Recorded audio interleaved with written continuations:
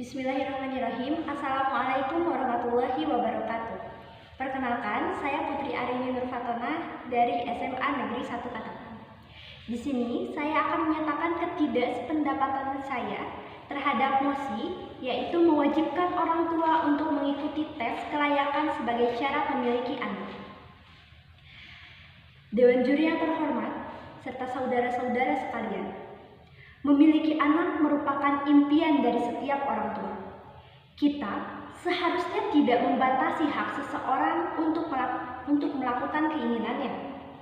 Menurut Edward, tahun 2006, pola asuh itu dipengaruhi oleh beberapa faktor, di antaranya orang tua, lingkungan, dan juga budaya.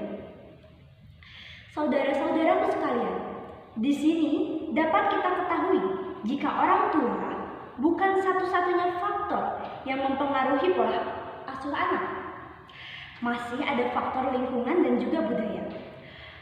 Oleh karena itu, rasanya tidak tepat jika menjadikan pola asuh orang tua sebagai gambaran bagaimana seorang anak akan tumbuh di masa depan.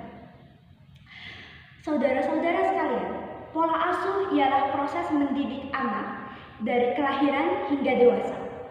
Pola asuh memberikan orang tua kebebasan terhadap anak. Setelah kami analisis, berdasarkan psikologi, pola asuh orang tua itu dibagi menjadi 4 jenis.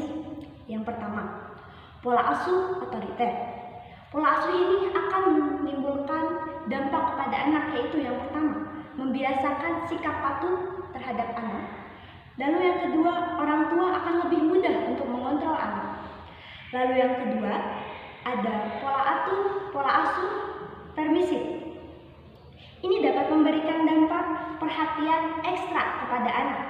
Lalu di sini anak diberikan kesempatan untuk memilih apa yang dia inginkan. Di pola asuh yang ketiga, memberikan dampak kepada anak menjadi lebih mandiri lagi.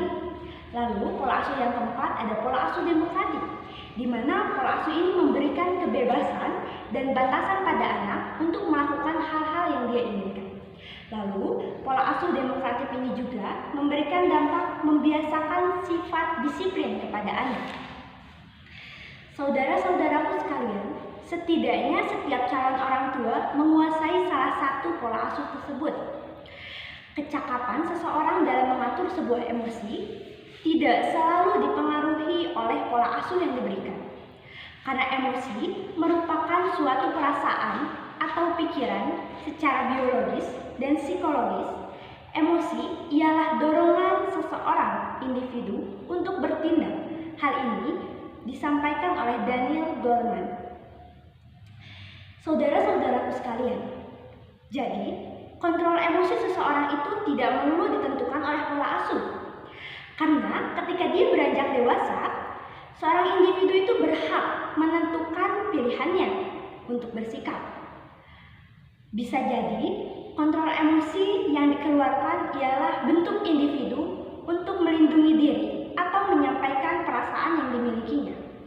Jadi rasanya tidak tepat seperti apa yang disampaikan oleh tim pemerintah bahwa pola asuh dapat mempengaruhi bagaimana anak ke depannya, karena kontrol emosi dan apa yang anak lakukan di masa mendatang itu adalah sepenuhnya hak dia. Mengutip dari jurnal The National Academies, lingkungan sangat penting pada pembentukan anak di tahun awal kehidupan mereka.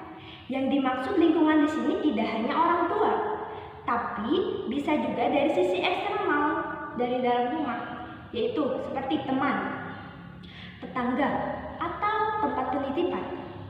Setiap orang tua memiliki keinginan untuk membesarkan seorang individu menjadi individu yang baik. Apa yang disampaikan oleh tim pemerintah seolah-olah membatasi keinginan dan kemampuan calon orang tua untuk membesarkan seorang anak. Tim pemerintah mengatakan bahwa banyak sekali orang tua yang tidak bisa memberikan pola asuh yang benar kepada anak. Dari mana data ini? Mengapa saudara bisa berpikir demikian? Bukannya tujuan hadirnya akses internet di tengah masyarakat ini merupakan hal yang baik dalam parenting. Kita dapat melihat banyak sekali public figure yang mengunggah parenting di media sosialnya. Mereka mengupload hal seperti itu tentu saja sudah berdasarkan kredibilitas yang ada. Karena mereka sadar bahwa hal yang mereka unggah merupakan hal yang akan dilihat oleh banyak orang. Rasanya tidak tepat sekali jika tim pemerintah menyatakan bahwa parenting yang ada di sosial media itu parenting yang tidak sesuai dengan kredibilitas yang ada, parenting yang salah. Rasanya sangat tidak sesuai, karena mereka ketika akan mengunggah pasti sudah berdasarkan kredibilitas yang ada. Lalu, tim pemerintah menyetujui tes kelayakan sebagai syarat untuk memiliki anak terhadap orang tua. Melakukan ujian untuk menentukan kelayakan menjadi orang tua sangat tidak patut untuk dilakukan menurut saya, karena kita tidak bisa menyamakan jawaban dan cara setiap orang dalam membesarkan anak. Karakter anak akan mempengaruhi kehidupan di masa mendatang.